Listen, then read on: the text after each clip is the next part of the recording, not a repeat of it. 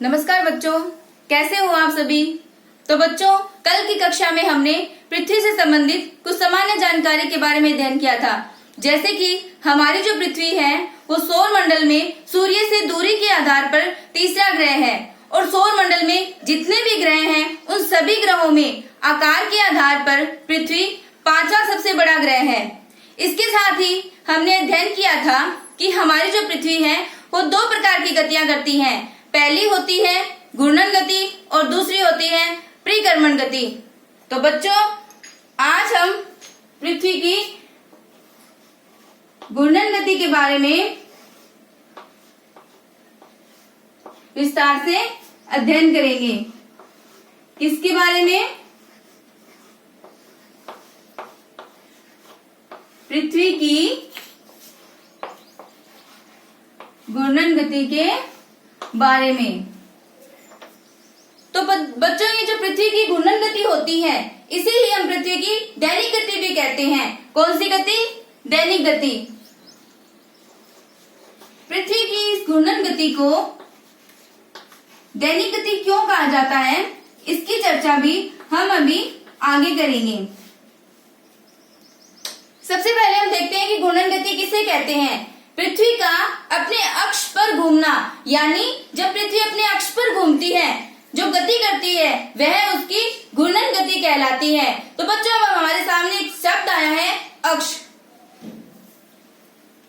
तो सबसे पहले हम देखते हैं कि अक्ष क्या होता है, किसे अक्ष कहते हैं। सबसे पहले हम अक्ष को समझते हैं। तो बच्चों, जिस प्रकार से जो लट्टू होता है वो अपनी कील पर घूमता है। यहाँ हम चित्र के माध्यम से देखते हैं। जैसे ये लट्टू है और ये है इसकी कील। जब हम इस कील को इस लट्टू के ऊपरी सिरे तक एक काल्पनिक रेखा द्वारा मिला देते हैं तो हमें ऐसा लगेगा कि जैसे ये जो लट्टू है वो इसी काल्पनिक रेखा के चारों तरफ घूम रहा है। यह इस लट्टू का अक्ष है। क्या है? अक्ष। इसी प्रकार से अक्ष हमारी पृथ्वी में होता है। जैसे कि ये हमारी पृथ्वी है, ये पृथ्वी है और ये है इसका उत्तरी ध्रुव। कौन सा ध्रुव? ये है इसका उत्तरी ध्रुव और यहाँ इसका है, ये है दक्षिणी ध्रुव। कौन सा ध्रुव? दक्षिणी ध्रुव। और ये है इसका केंद्र बिंदु। जब हम इन तीनों को काल्पनिक रेखा द्वारा मिला देते हैं इस प्रकार से, तो ये बन जाएगा पृथ्वी का अक्ष, यानी ये क्या होगा? पृथ्वी का अक्ष होगा। तो अब अगर अक्ष की परिभाषा देखें तो पृथ्वी के उत्तरी ध्रुव को दक्षिणी ध्रुव से मिलाने वाली वह काल्पनिक रेखा जो पृथ्वी के केंद्र से होकर गुजरती है उसे हम पृथ्वी का अक्ष कहते हैं। तो बच्चों, पृथ्वी है वो अपने अक्ष पर बिल्कुल सीधी न होकर झुकी हुई है।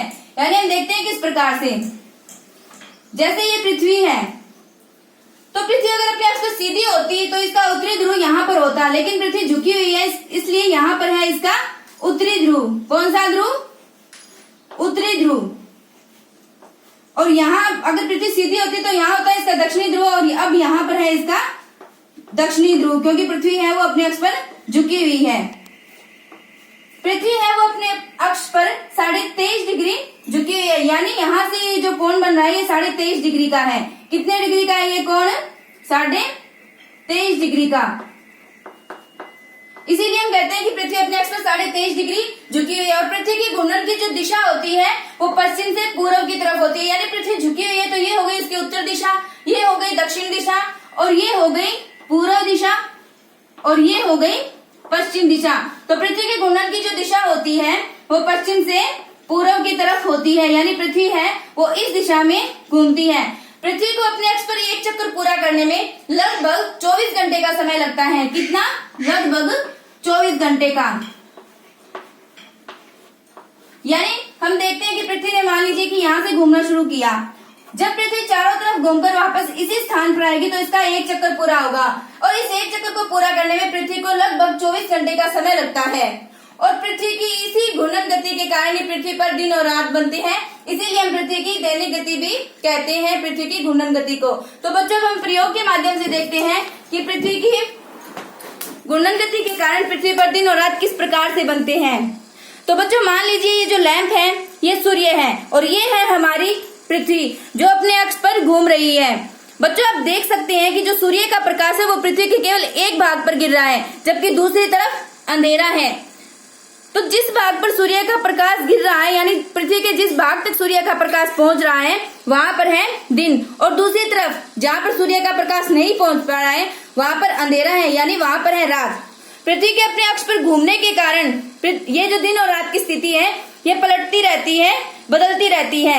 यानी जो अंधेरे वाला भाग है वो धीरे धीरे प्रकाश की तरफ आता है, जो प्रकाश वाला भाग है वो धीरे धीरे अंधेरे की तरफ बढ़ता जाता है। इसलिए जहाँ पर पहले दिन था वहां अब रात होने लगेगी और जहाँ पे पहले रात थी वहां पे दिन होने लगेगा। तो बच्चों आज हमने पृथ्वी की घूर्णन गति के बारे में विस्तार से अध्ययन किया। कल की कक्षा में हम अगले बिंदु पर अध्ययन करेंगे। धन्यवाद।